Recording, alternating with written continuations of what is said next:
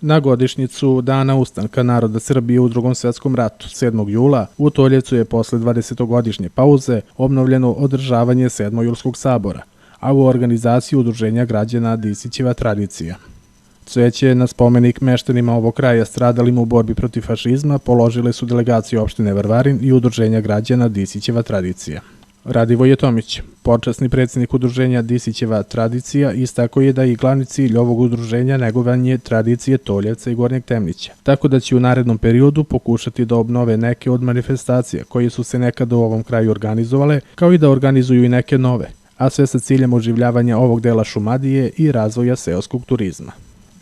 Pa vidite kako nama palo to na ideju, pošto pre 20 godina polomili su, kad je bilo smena vlasti, polomili Petokraku i došli mi na ideju da tu Petokraku smo našli i da je vratimo na svoje mesto, da vratimo čast ljudima koji su ona slova ispisana na spomeniku, koji su izginuli, da mi danas živimo u ovakvom stanju.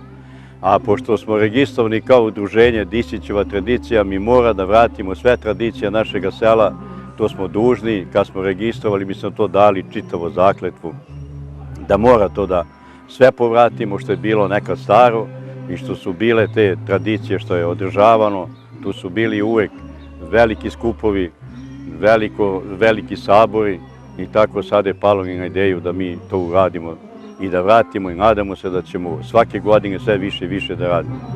To obeležavamo. Iduće godine radimo takmičenje, kuvanje riblje čorbe, kotlića, bit će šatora, bit će muzike, bit će više naroda u ovom danu. Posle kupusijada toga ide i to se nadamo da bude dobro i tako. Na ovom spomeniku ima 17 upisanih, to su ljudi u ono doba bili mladi. Jedan jedini borac koji je ostao živ, ali nije mogao, ja sam mislio da on položi venac danas, on leži u krevetu, bolesan je, tako da nije mogao, a bilo je veliki značaj da bi on mogao da položi taj venac danas. Pa mi, pored svega toga, mi se trudimo da i održajemo i neki razvoj turizmu na selu, koliko toliko da se trudimo da ima nešto za naš narod, da se okupljaju deca, omladina, da se okuplja narod, kao i danas ovo. Šta bi narod bio, gde bi bili danas da nije ovoga? Tomić najavljuje i drugu po redu kupusijadu u Toljevcu.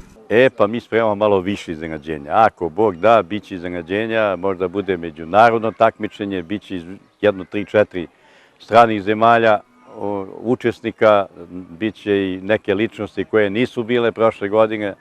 Nadamo se da bude između 4-5 hiljade posetilaca. Nadamo se da ima oko 55 kotlića u takmičenju, kuvanju kupusa. Naručili smo već 500 kila kupusa da se kiseli za to vreme.